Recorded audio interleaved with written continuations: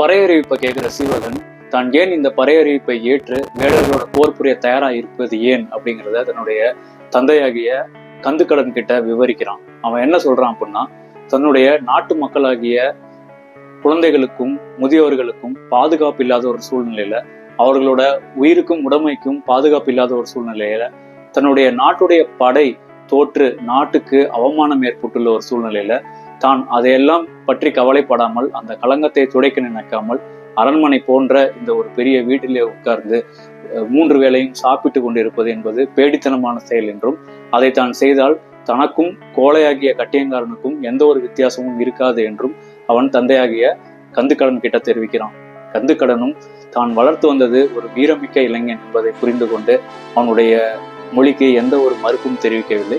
இந்த பேச்சு நடந்துட்டு இருக்கும் போதே கந்துக்கடனுடைய உண்மையான மகனாகிய நந்தட்டன், அதாவது சீவகனுக்கு தம்பியாகிய நந்தட்டன் தானும் அண்ணனுடன் சேர்ந்து இந்த சவாலை எதிர்கொள்ள இருப்பதாகவும் தெரிவிக்கிறான். தன்னுடன் சேர்ந்து தன்னுடைய நண்பர்களும் இணைந்து கொள்வதாகவும் அவன் தெரிவிக்கிறான். இதற்கு அடுத்து சீவகன் என்ன செய்யறான் அப்படின்னா, அவன் போருக்கு தயாராகிறான். எப்படி தயாராகிறான் அப்படின்னா, அவனுடைய குதிரை பண்ணையிலிருந்து 2 அழகிய குதிரைகளை தேர்வு செய்யறான். அவற்றை வலிமையான கயிறுகளால தன்னுடைய திடமான தேர்ல அவன் பூட்டுறான். அதுக்கப்புறம் தன்னுடைய வில்லை எடுத்து வளைத்து நாணேற்றான். தன்னுடைய அம்புகளை தேர்ந்தெடுத்து, அதாவது நல்ல கூரிய முனையுடைய பெரிய அம்புகளை தேர்ந்தெடுத்து அவன் போருக்கு தயாராகிறான்.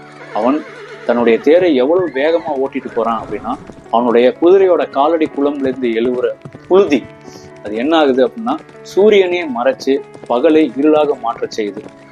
சீவகன் படை இந்த வேடர்களை எதிர்த்து போரிட போவதை, தன்னுடைய நண்பர்களோட சேர்ந்து போவதை அறிந்த வேறு சில வீரமிக்க இளைஞர்களும் அவன் கூட சேர்ந்துக்கிறான்.